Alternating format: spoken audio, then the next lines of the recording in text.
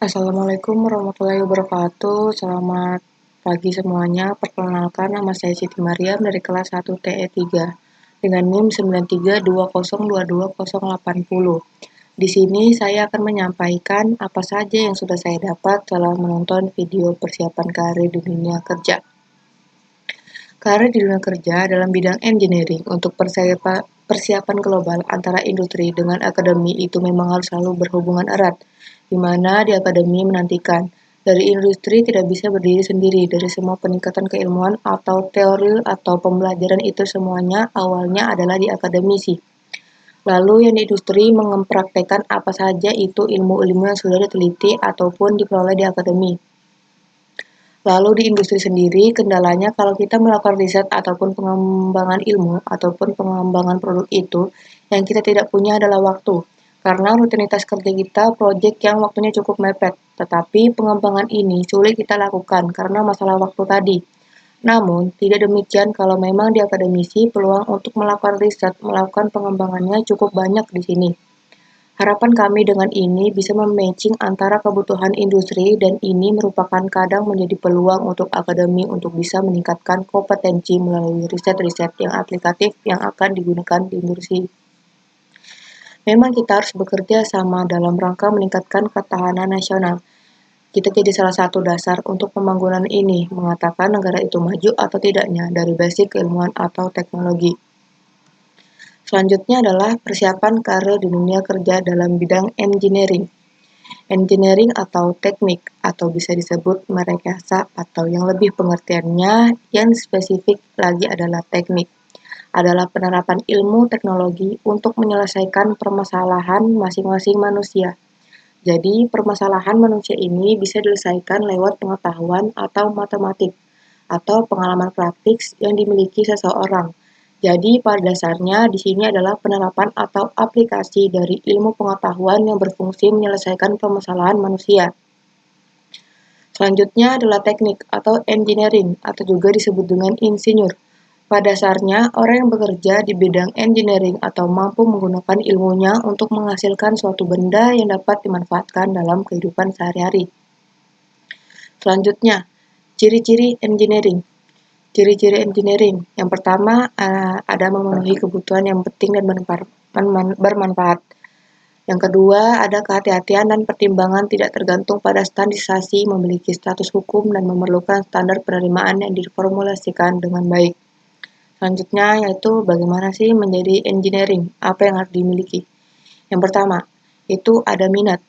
Nah, minat itu adalah kemampuan untuk menjadi engineering. Anda harus benar-benar memahami dan menguasai beberapa bidang ilmu.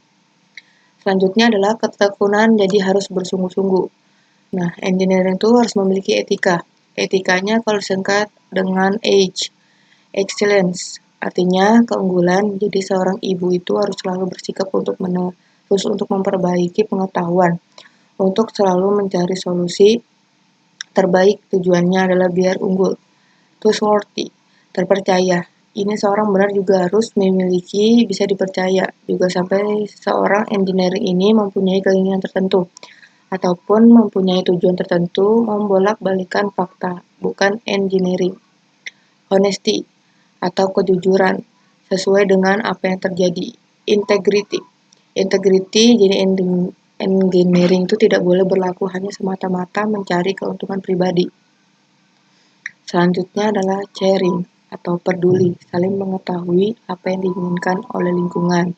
Selflessness atau tidak egois, engineering tidak boleh mementingkan diri sendiri. Selanjutnya adalah skill yang dikembangkan. Yang pertama itu adalah leadership. Karena dalam pengetahuan kita tidak akan menyerahkan suatu. Nah, leadership ini penting dimiliki karena tidak bisa kita miliki atau bekerja sama sendiri. Harus bersama-sama. Selanjutnya adalah problem solving. Tujuannya adalah menyelesaikan permasalahan tertentu agar secara bijak dapat menghadapi hambatan. Selanjutnya adalah decision making atau membuat keputusan. Nah, engineering di Indonesia yang paling fenomenal adalah Bapak B.J. Habibie, dapat merancang 8 pesawat dan mampu menemukan teori tentang pesawat terbang. Selanjutnya, engineering design. Apa yang kita kerjakan? itu merupakan komponen-komponen apa yang akan kita desain di situ. Dalam tujuannya adalah mencapai fungsi yang kita inginkan. Kita harus tahu komponen-komponen lokomotif ini seperti apa. Kita harus membuatkan list, kalau bisa katakan komponen dalam melakukan perencanaan yang bernama kita buatkan konsepnya. Seperti apa yang kita bisa menghitung untuk membuat ini, kita butuhkan apa saja.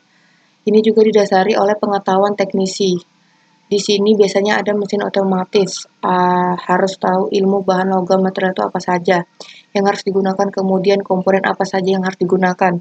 Kalau di mesinnya harus ada izin radiator untuk pendinginnya atau transmisi, dan juga energi listrik yang cukup daya listriknya untuk kita rancang dari awal sampai mungkin kalau di bangunan perancangan. Kita harus tahu membuat bangunan apa saja yang dibutuhkan, kemudian komponen apa saja yang diperlukan. Dan yang pertama adalah membuat gambar desain dan gambar desain otomatis untuk memudahkan integrasi untuk melakukan verifikasi. Kita melakukan kredit, simulasi, membuat desain secara teliti, model, kemudian menvisualisasikan dalam menjadi visualisan. Ini menjadi acuan dalam membuat dalam kereta yang diproduksi untuk membuat YouTube atau verifikasi kita desain kekuasaan benar dan kuat.